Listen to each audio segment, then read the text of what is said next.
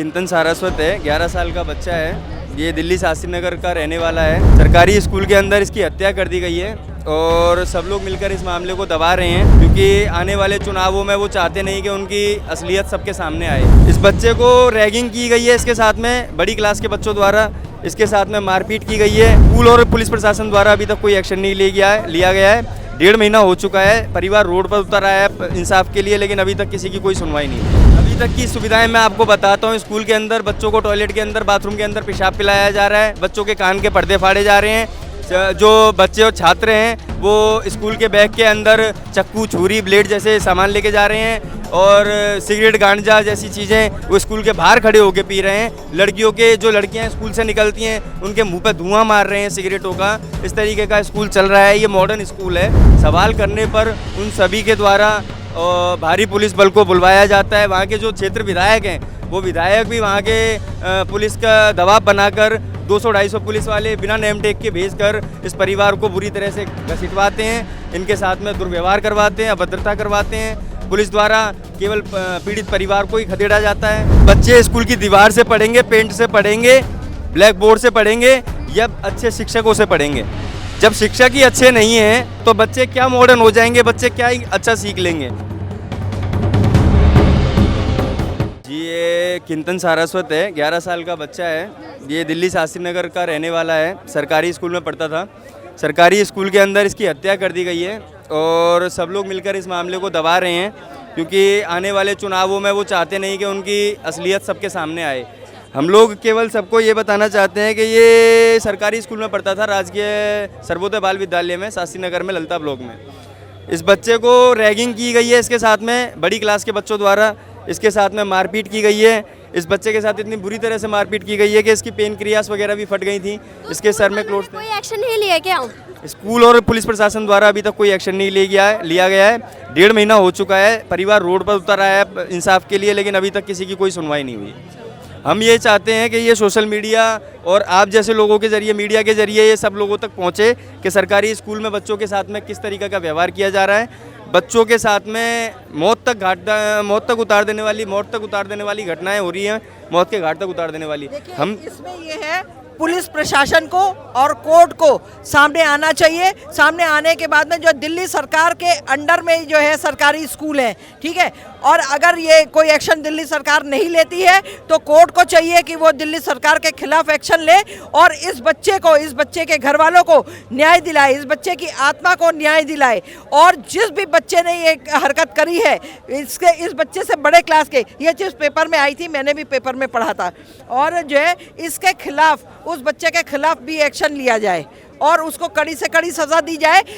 इस तरह की आगे हरकतें किसी भी स्कूल में, चाहे सरकारी स्कूल हो चाहे गैर सरकारी स्कूल हो, किसी भी स्कूलों में आगे किसी भी बच्चे के संग बच्चे आपस में लड़ना भिड़ना और मारपीट करना या इतनी मारपीट करना कि बच्चा जो है जान से जो है अपने हाथ धो बैठे, ये नहीं होना चाहिए। ये सब चीज़ें बंद होना चाहिए। स्कूल प्रशासन के ऊपर भी जो है कड़े से कड़े जो है वो कदम उठाए जाने चाहिए।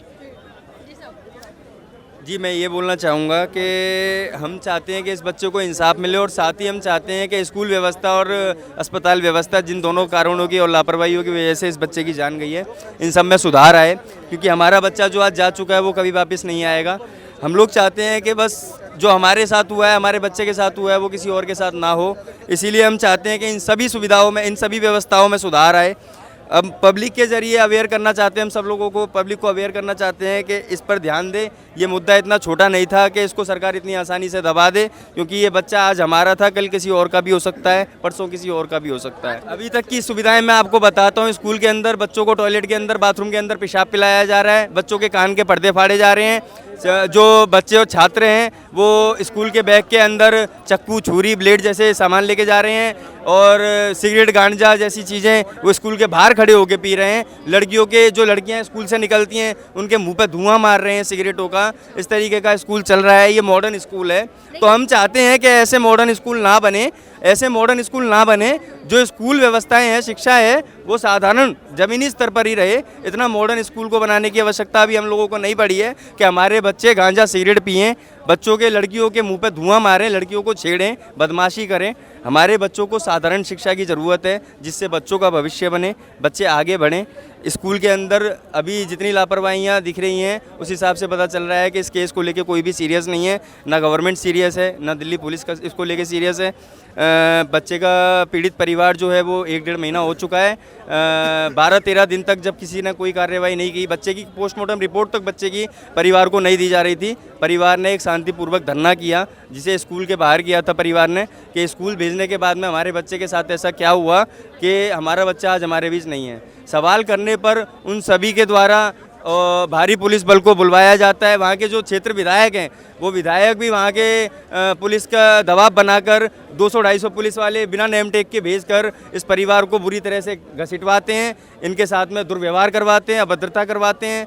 पुलिस द्वारा केवल पीड़ित परिवार को ही खदेड़ा जाता है। हम चाहते हैं कि हमारे परिवार को चाहे कोई जितना खदेड़े, हम लोग आज भगाएंगे, कल यहाँ जाएंगे, परसों यहाँ जाएंगे, लेकिन हम लोग शांत नहीं बैठेंगे। हम अपने बच्चे को इंसाफ दिला के रहेंगे, उसके लिए चाहे हमें मरना ही क्यों ना पड़े, क्योंकि हम सिर्फ इतना चाहते हैं कि हमारे बच्चे को इंसाफ मिले और दूसरे किसी बच्चे के साथ में ऐसा ना हो। ये सभी लोग पुलिस से लेके सरकार तक ये सुनिश्चित करें कि जो आज हमारे बच्चे के साथ हुआ है, ना वो कल होगा किसी के साथ और ना ऐसा कोई होने देगा। और जिस तरह से केजरीवाल अपने स्कूल को लेके बहुत ज़्यादा बोलते हैं कि हमारा स्कूल बहुत अच्छा है, लाखों बच्चे आते हैं पढ़ने के लिए, प्राइवेट स्कूल से ज़्यादा अच्छी फैसिलिटी मिलती है हमारे स्कूलों में, तो फिर आज इस तरह से क्यों घटना हुई? मैम, बच्चे स्कूल की दीवार से पढ़ेंगे, पेंट से पढ़ेंगे, ब्लैक बोर्ड से पढ़ेंगे या अच्छे शिक्षकों से पढ़ेंगे?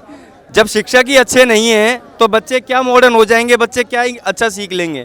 शिक्षक का परम कर्तव्य क्या है? जब तुम्हारे अगर छात्र को किसी भी प्रकार की अगर कोई शारीरिक असुविधा है या कोई शारीरिक कष्ट उसको हो रहा है, तो शिक्षक का पूरा जिम्मेदारी बनती है कि उसके पेरेंट्स को खबर करे, उस बच्चे को ध्यान देते हुए उसको तुरंत जो ज़रूरी उपचार है वो दिलवाया जाए। लेकिन शिक्षकों द्वारा यहाँ पर कुछ भी नहीं हुआ है। शिक्षकों ने इसको दबाया है, बच्चे को डराया धमकाया है, बच्चा अपने घर पे भी नहीं बोल पाया है और बच्चे की दर्दनाक मौत हो गई है।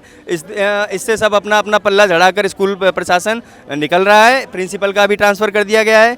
और जहाँ तक कि मैं जानता हूँ, जहाँ तक मैं इतना समझ चुका हूँ कि अभी तक हमारे परिवार के साथ में किसी ने कोई कार्रवाई जैसा कुछ किया नहीं है। हमारे परिवार को हर तरह से दबाया जा रहा है, इस आवाज़ को दबाया जा रहा है ताकि ये आवाज़ दब जाए और आने वाले चुनावों में इनके स्कूल व्यवस्था और हेल्थ व्यवस्था जिनके ऊपर ये वोट मांगते हैं, इन पर कोई सवाल ना उठे।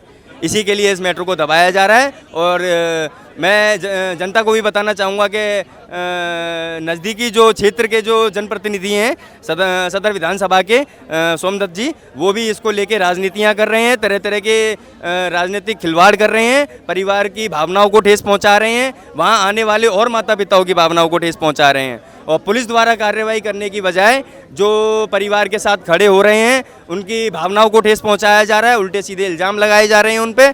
तो मैं किस तरह के लगाए जा रहे हैं? जी, पुलिस के पास में अगर इससे संबंधित कोई जानकारी लेने के लिए जाता है तो उस पर सवाल उठाया जाता है कि ये गलत लोग हैं, तुम्हारे खिलाफ ऐसी कंप्लेंट आ जाएंगी, वैसी कंप्लेंट आ जाएंगी। उन्हें डराया और धमकाया जाता है।